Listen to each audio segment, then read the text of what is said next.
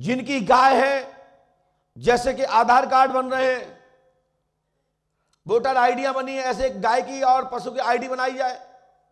मैं गारंटी देता हूं वो गाय रोड पे ही नहीं घूमेगी, किसान को रखना ही पड़ेगा अपने घर, और वो अच्छे से भूसा भी करेगा, गौ माता खिलाएगा, गाय भी रहेंगे, बछड़ा भी रहेंगे, बैल भी बनेंगे। गाय कटना बछड़ा कटना बंद हो जाएंगे। अब ये दुनिया में फॉरवर्ड चल रहा है, उसको तुम क्या कर सकते हो? इसलिए हम इस पर ज्यादा बोल नहीं सकते, और जितना बोल सकते हैं उतना बोल दिया। जितना असर करेगा करेगा, नहीं करेगा नहीं करेगा। जिस दिन पाप का गड़ा बैठ जाएगा, बाद में वे खुद ही ठप हो जाएंगे। महाराज, मुगल काल में भी गौ हत्या बंद थी, अकबर बादशाह के समय में गौ हत्या बंद थी, भला ही वो मुस्लिम था, लेकिन गौ हत्या बंद थी। अनेक ऐसे शासक रहे जिनके काल काल में गौ हत्या बंद रही है। तो हम तो कहते हैं गौ माता का भी एक आईडी बने, उनके कितने बच्चे हुए, कितने बछड़ा, कितनी बछड़ी हुई, उनके भी आईडी बने। मैं गारंटी देता हूं एक गाय नहीं कटेगी, एक गाय नहीं मरेगी, और ना आवारा घूमेंगी, और जिस पे घूमेंगी, जो इसे करेगा उस पर जुर्माना लगेगा। देखते हैं गौ हत्या बंद होती कि नहीं होती। भारत समृद्ध हो जाएगा जिस दिन गौ की रक्षा होगी। लेकिन ये सब लाइसेंस बंद करने होंगे, कहीं की सरकार हो। इस पर हमारा ध्यान आकर्षित कराना हमारा कर्म है। गद्दी के माध्यम से ही, आजकल सोशल मीडिया का जमाना है, हमने अपनी बात रख दी है और अपनी बात भेज भी दी है। जहां जाना चाहिए वहीं जाके थमे, ऐसा मैं आशा करता हूं। इसके बाद पर्चा तो एक आपको मिलने मिलाने का, अपनी बात पहुंचाने का एक हमारा संसाधन है। हम गुरु हैं, पहले अध्यात्म चर्चा करेंगे, वर्तमान के परिवेश की व्यवस्था को देखते हुए वर्तमान की स्थिति पर चर्चा करेंगे। इसके बाद तुम्हारे दुख दर्द के विषय में जानेंगे।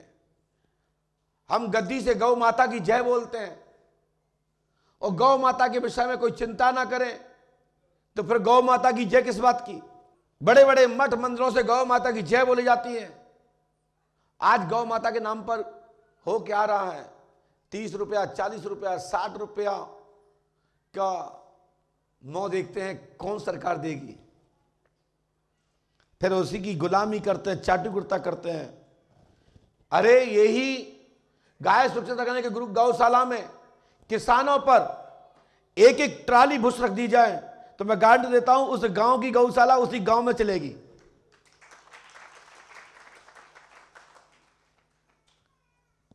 कितनी संस्थाएं हैं जो धर्म के नाम पर से धंधा चल रहा है। अंदर पर प्रवेश तो करके देखो, अंदर प्रवेश करके देखो संस्था के। पांडवगढ़ धाम में तो जो भी हो रहा है, हमारी दृष्टि उस पर है, हमारा पूर्ण उस पर ध्यान है। हमें किसी कार्यकर्ता की जरूरत नहीं पड़ती है। लोग क्या क्या करते रहते हैं, कितना क्या क्या करके रखे हुए हैं, कितनी प्रकार की षड्यंत्र बना के रखे हुए हैं, लेकिन मुझे कोई भी परवाह नहीं। कॉलर उठा के रखता हूं, ऐसे ही रहूंगा। किसी में दम नहीं है। मैं ऐसा कोई काम नहीं करता कि कोई अंगुली उठा के दिखाए, और करता भी हूं तो फिर मैं छोड़ता नहीं। भौरमस से भी खराब हूं। भौरमस तो एक बार छोड़ भी देगा, लेकिन मैं नहीं छोड़ सकता। क्यों नहीं छोड़ सकता जानते हो? हमारे पास 3 व्यवस्थाएं, 3 शक्तियों से मैं बना हूं। एक तो हनुमान जी, दूसरे हाथीवान जी महाराज, और तीसरा मैं जिला भिंड में जन्मा हूं। तीनों नाम से जाने जाते हैं। हनुमान जी अतुलित बलधाम, जिनका कोई बल का ज्ञान किसी को नहीं। हाथीवान महाराज, जिनके किसी को यही पता नहीं इनके माता कौन है, पिता कौन है, कहां के रहने वाले हैं और कहां से आए हैं, जिनको कहा जा सकता है, ये अतिशयोक्ति नहीं होगी, जिनके माता पिता का ज्ञान ना हो, जिनका कोई परिचय ना हो, उसको यही कहा जाएगा आयुर्निजा, श्याम शंभो है। जिसके शिव के बारे में किसी को कोई पता नहीं कि माता कौन है, पिता कौन है, ऐसे ही पूज्य सतगुरुदेव गोविंद सिंह हाथीवान महाराज है। मनगढ़ंत कहानी कोई सुनाता रहे, कोई भी सुनाता रहे, गांव का सुनाए, पंडा सुनाए, पुजारी सुनाए, गुरुशन सुनाए, जो सुनाए, लेकिन हाथीवान महाराज के बारे में किसी के पास कोई प्रमाण नहीं है कि वो है कौन। लेकिन मैंने जो सुना है, मैंने जो जाना है, नीम करेला जानते हो, दोनों कड़वे हैं।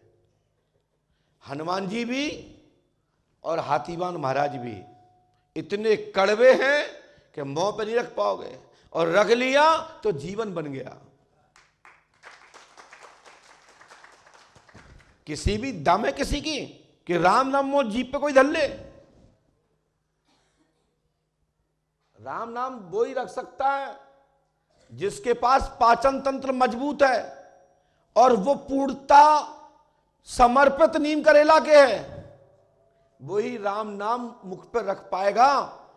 और नहीं, जो राक्षस हैं, मलेच्छ हैं, इनकी क्या औकात है कि राम नाम धर के मर जाएं। बस वे यही कहते रहेंगे कि कुछ चिल्लाएंगे, कुछ चिल्लाएंगे, जिंदगी इसी में निकल जाएगी और सीताराम हो जाएगी उनकी। इसलिए सत्य को हर कोई सहन नहीं कर पाता।